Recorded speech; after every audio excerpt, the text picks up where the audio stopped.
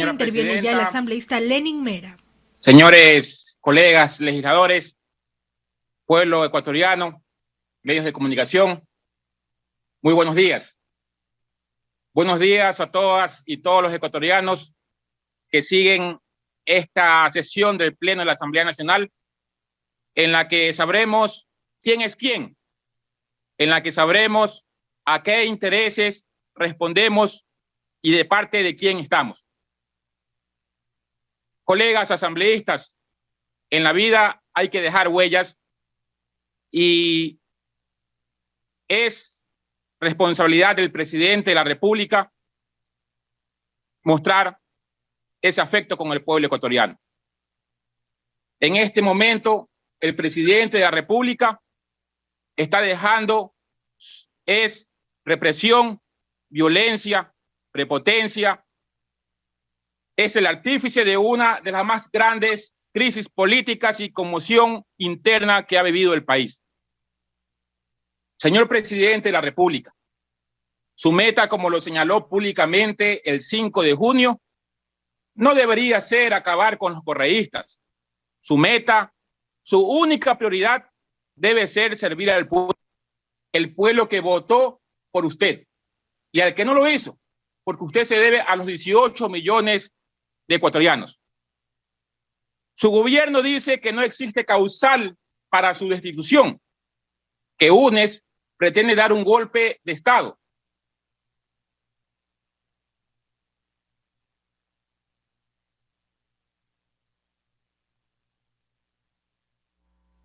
Estamos escuchando la intervención del asambleísta por Santa Elena, Lenin Mera. El 2 del artículo 130, cuando la situación del país no da. Al parecer, la conexión del asambleísta Mera presenta algunas intermitencias. Vamos a tratar de escuchar esta intervención. De no poder liderar una crisis, nuestra democracia prevé como camino constitucional para que el pueblo pueda decidir el enviarnos a todos a la casa, para que en nuevas elecciones decida con el poder del voto, no con balas, quién debe liderar y dirigir su futuro. Eso es lo que hemos propuesto ante la grave crisis política y conmoción interna que vivimos todos los ecuatorianos. El gobierno dice que no se justifica el paro, que las demandas de los campesinos no tienen justificación. Se amparan en esas maravillosas cifras macroeconómicas logradas. Sin embargo, no se entiende o no se acepta que en los hospitales no hay los suficientes médicos y medicinas para atender a la población, que los estudiantes no tienen cómo acceder a las universidades, que fue un ofrecimiento de su campaña electoral, que la gente no puede salir a las calles por el miedo de ser asaltado o asesinado, que no existe el verdadero impulso efectivo al sector agropecuario, porque no hay política clara y definida. Tal es así que han pasado 3 ministros de Agricultura en un solo año, y sin pena ni gloria. Pero sus incumplimientos en la oferta de campaña no son el motivo de este proceso de destitución. No hay que confundir a la gente, presidente de la República. No se confunda usted mismo. Este proceso obedece a las consecuencias de que su incumplimiento ha provocado en la población ecuatoriana. No solo en los movimientos indígenas, sino en todo el país. Basta ver los noticieros, incluso de aquellos de la prensa que está a su lado. Es imposible tapar el sol con un dedo. En todo el país se evidencia el malestar y el rechazo. Y ante ese rechazo de la población, ante el ejercicio del derecho constitucional de la protesta social, su gobierno ha tenido un pésimo manejo político y comunicacional. Su gobierno ha sido el único responsable de acrecentar la indignación y fuerza de esta protesta.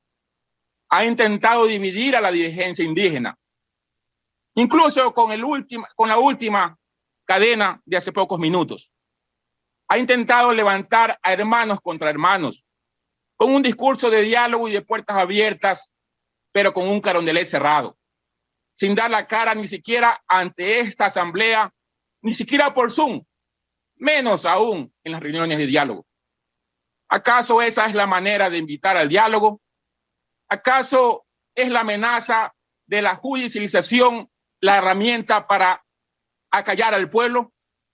Ese mensaje solo divide, excluye y aviva el racismo, clasismo y discriminación. Los buenos contra los malos. Señores, una muestra de esa falta de respeto al derecho a la resistencia también ocurrió en la provincia de Santa Elena. No solo en Quito hay movilizaciones. En Santa Elena, mi provincia, donde los comuneros se movilizaron en protesta pacífica contra las condiciones de precarización del sector campesino. Y la fuerza pública inmediatamente les amenazó con judicialización y criminalización. Es que ahora tenemos fuerza pública que ejerce también funciones de fiscales o de jueces. Señora presidenta, solicito se sirva a disponer la proyección del video que he enviado a Secretaría General, en la que se evidencia la protesta social de mis hermanos comuneros de la provincia de Santa Elena y las reacciones de las fuerzas del orden. Proceda, señor secretario. Con su autorización, señorita presidenta, procedemos. Ya están identificados, especialmente los líderes están plenamente identificados, así con esa frontalidad que ustedes lo demuestran aquí. Con esta misma frontalidad tendrán que responder ante la justicia. Esto nosotros vamos a judicializar. Déjenme hablar, por favor. No, déjenme. No. Y yo les tengo identificado ya a los líderes. No, yo les tengo identificado. Usted el primero. Usted también. Usted. No, a todos no voy a poder llevarme. Entenderán mi ¿no? Tendrán que responder ante fiscalía y les vamos a judicializar. Y mañana estarán con las respectivas boletas de captura. He cumplido. Es delincuente. Somos padres de familia. Nosotros tenemos hogares, tenemos hijos. Y la inseguridad ahorita en la provincia está por los ceros, señores. Eso estamos, Libertador Bolívar, estamos en alza porque somos una comuna que somos artesanos y campesinos, sufrimos de esa necesidad y necesitamos que el gobierno escuche nuestra voz. Mañana, a las 7 de la mañana. Más reforzado que nunca mañana, compañeros. Más reforzado que nunca mañana. ¡Que viva Palmar! ¡Que viva el paro! ¡A todos! ¡Que viva!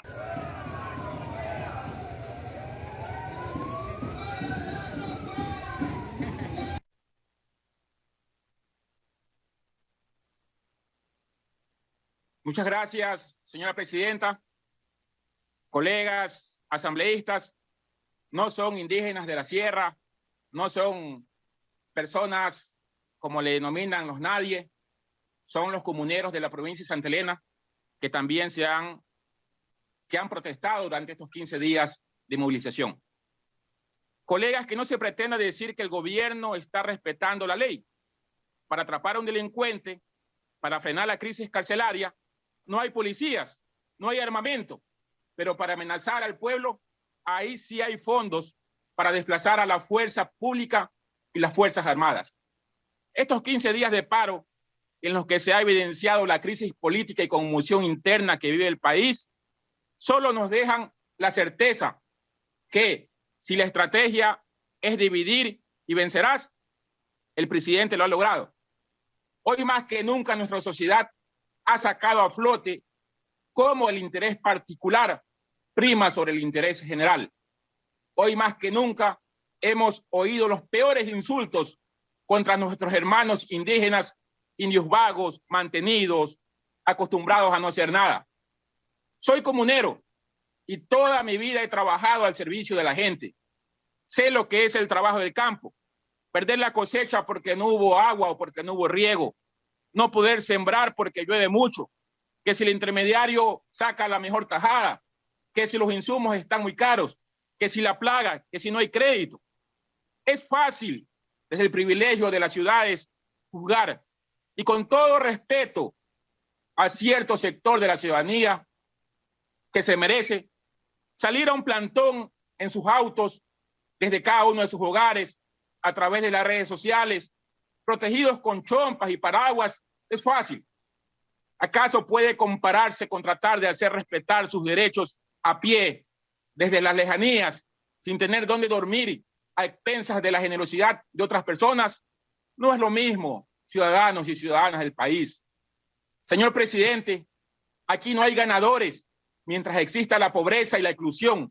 No hay triunfo mientras exista una sociedad elitista y dividida y un pueblo indígena satanizado, humillado y abandonado. Ahí no hay triunfo, como falsamente se pretendió decir luego de la cadena nacional en la que sentenciaron al pueblo: o se van a su casa o acepten las consecuencias. Más represión, más bombas lacrimógenas, más injusticias.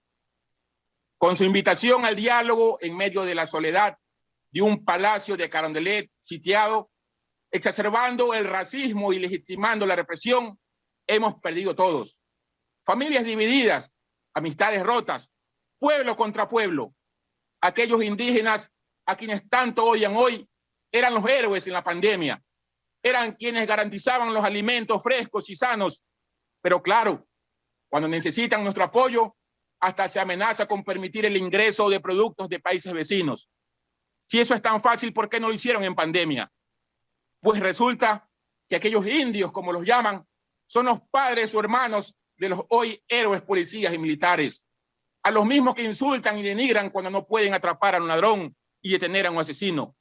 Ellos también pertenecen a este pueblo indígena que tanto odian, y varios de esos héroes, los actuales, son los que han ejercido una desmedida represión contra los manifestantes, dejando en evidencia su falta de control o exceso de adrenalina, desquitando su furia en la que él lamentablemente lograron atrapar al que solo demuestra que la falta de especialización, preparación y capacitación técnica y psicológica. Pero ¿cuáles han sido los resultados de estos 15 días de paralización, en los que los oídos sordos del gobierno se han negado a dar soluciones verdaderas? El 24 de junio, la CIDH hablaba de 6 muertos y 166 manifestantes heridos.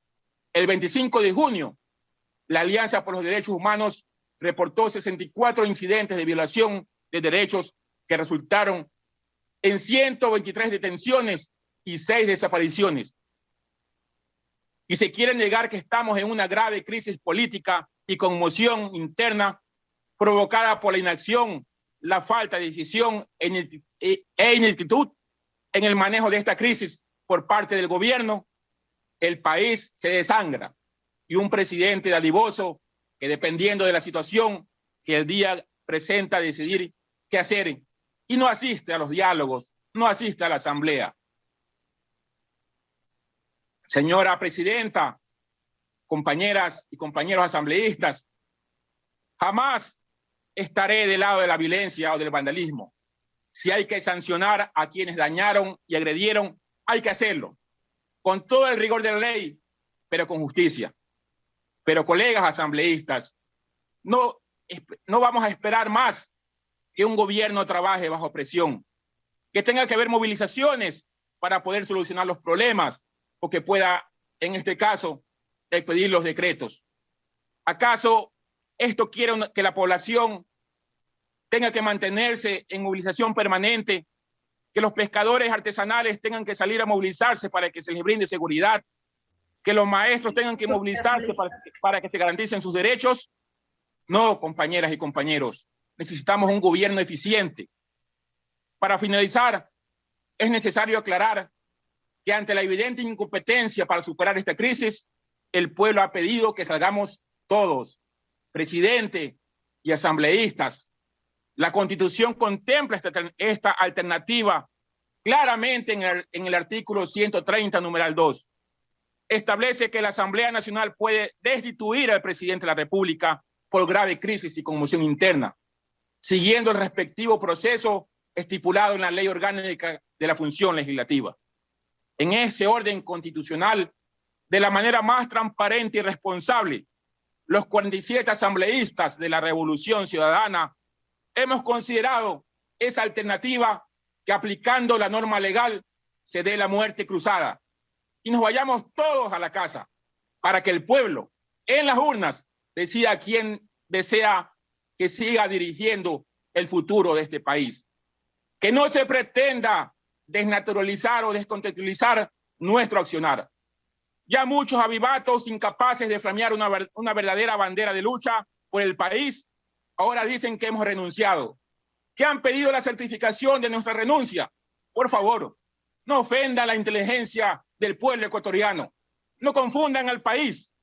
Hablar de golpe de Estado cuando se usan mecanismos democráticos y constitucionales previstos es un absurdo. Eso está claro. Si por el beneficio del país nos debemos ir todos, no tenemos miedo de que eso pase. El diálogo se construye con puertas abiertas, no con represión. El poder se construye en la democracia, no con bala, con votos. Por eso, mi apoyo para la muerte cruzada, mi apoyo por el pueblo ecuatoriano y por el pueblo de Santa Elena. Gracias. Gracias, asambleísta Mera. Tiene la palabra el asambleísta Gustavo Mateus. Era la intervención del asambleísta por Santa Elena, Lenin Mera. Avanza este debate, nos acercamos a la intervención número 81. Se ha otorgado el uso de la palabra al asambleísta Gustavo Mateus.